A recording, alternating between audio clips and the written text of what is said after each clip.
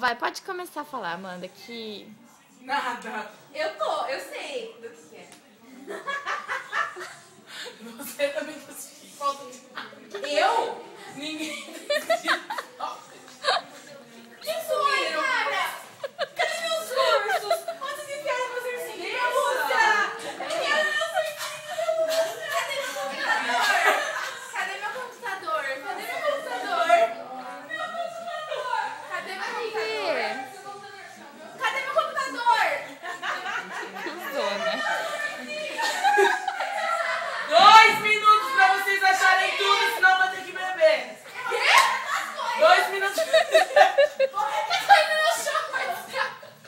Eu tenho que achar meus ursinhos? 2 minutos. Você não vai dar a pista? Não, que se fodam. Mas qual pista é mais legal? Dá pista, dá pista. Faz sentido, é. Dá a pista, é mais legal. Não, deixa eu. Dá uma dica. Dá dica, Amanda. Não sei onde que essa coisa colocou. Pô, você anotou. Ok. Ariba.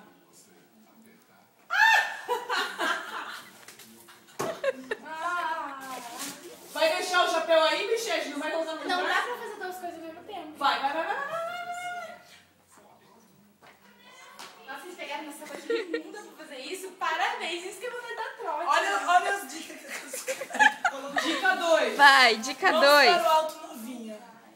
Novinha? Ai, eu... É pra mim essa É. dica? Rafaela, você quer mais dica? Vamos pro alto, novinha. Sim. O quê? Fala. No quarto do PR. Aqui, Rafa! Põe no lugar. Põe. Mas tá faltando. No quarto do PR. Quem é Pierre? Não sei. Você não sabe quem é PR? Não. Vamos pro alto. Quem é Pierre? Caralho, mano. PR, gente. Quem é Pierre? Nossa, vocês Achei o urso teu ali, ó, escondido, ó. Quem é Pierre? Você tá achando tudo da... Vem Kai. escondido Ela aqui, tá te ó. achando... Tem urso teu aqui, ó. Aonde? não é pra ajudar. Se ajudar, vai tomar 3 doses. Vê se meu dedo sai daí, Mano, quem que é o quarto, Pierre?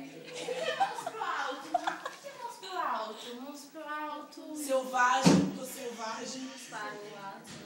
Primeiro lugar Meu, local você que para você de entrou. falar isso aí. Primeiro lugar que você entrou. Dá mais uma dica.